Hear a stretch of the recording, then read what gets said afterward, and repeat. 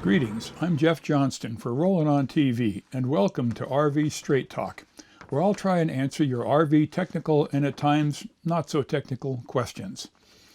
You can submit your questions by email to jeff@rollinontv.com or by simply going to our website at rollinontv.com and clicking on the RV Straight Talk link.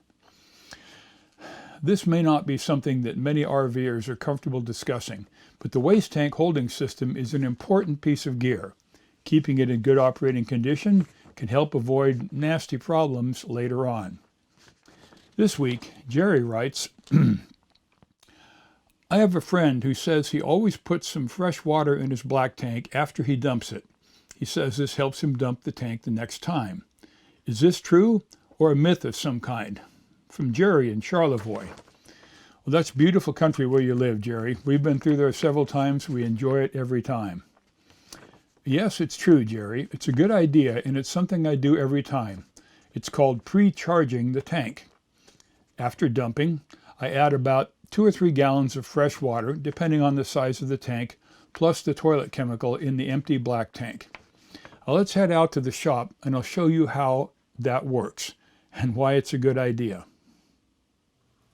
Not surprisingly, when it comes to your RV's waste system, your number one problem is going to be number 2. So there's a simple step you can take, pre-charging the tank, that'll make things a whole lot easier down the road. Most RV holding tanks are fairly broad and flat, not too tall, because they fit between the rails of an RV, between the floor and the belly pan.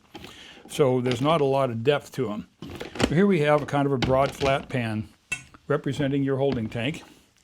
And say, for example, you put some post-processing oatmeal in the tank. Maybe a little more. And depending on the nature of your oatmeal, it can be fairly adhesive sometimes. So you drive down the road and you probably at some point put in a little bit of EcoSmart or some other brand of holding tank chemical, which is a good idea. You may also throw a little bit of water in there, fluid that goes along with flushing the toilet, although there's nowhere near as much as in a residence. So you get a little bit of water in there, and that water is also sloshing around, and then you go to the dump station.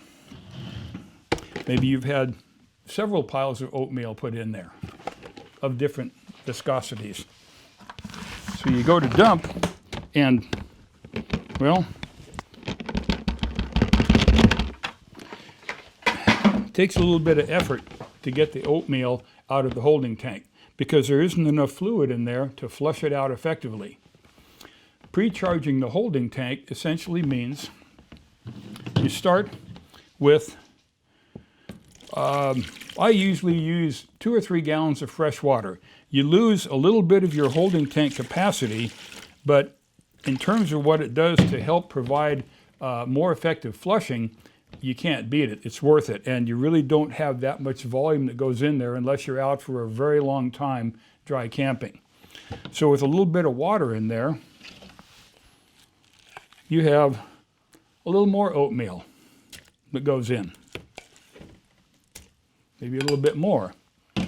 Then you drive down the road and lo and behold, the oatmeal is stirring around in the holding tank. Isn't that nice? Well, so to speak. So then when you go to dump it,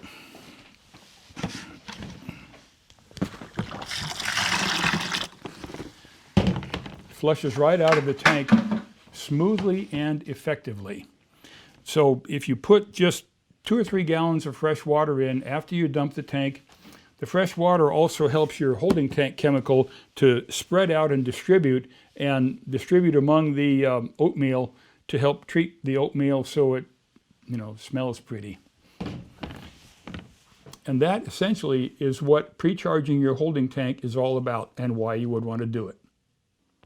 That about covers it, Jerry. I hope that explains it. Pre-charging your black tank is a good idea that pays lower maintenance dividends in the end. Email me your shipping address, Jerry, and I'll make sure you receive one of our classy Rollin' on TV coffee mugs. Very similar to this one, or just like this one. And don't forget, if you have a tech question, send it in and I'll get you a straight, honest answer. If we use your question on our website or the TV show, we'll send you a Rollin' On TV mug just like this one. We regret we can't personally answer every question we receive, but we do answer the ones we use on the show or the website. That's it for this week, and thank you for watching.